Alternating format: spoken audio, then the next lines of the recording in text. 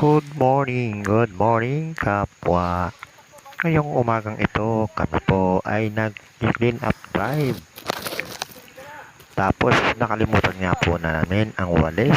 Kaya naman po, kami po ay gumawa ng paraan. Ayan nga po kung makikita nyo, kumuha kami ng puno na may sanga-sanga.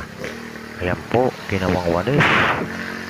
Talagang dala lahat, pati lupa. Napakagandang idea nga naman yan. Kaya naman po, sa mga kapanood, ayan, baka naman po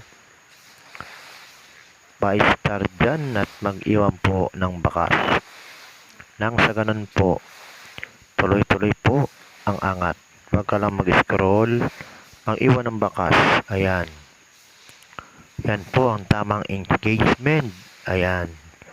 God bless po. Mabuhay po tayong lahat. Kapwa. Isa po sa pamamaraan dito po sa bundok ay ang pagwawalis ng mga puno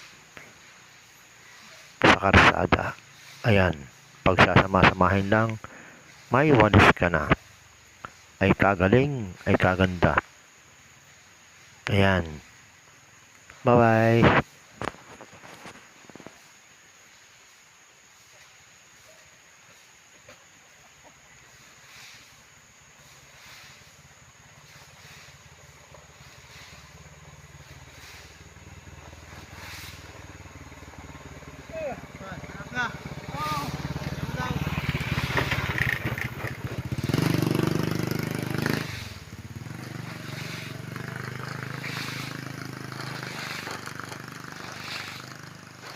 Wala sa gubat.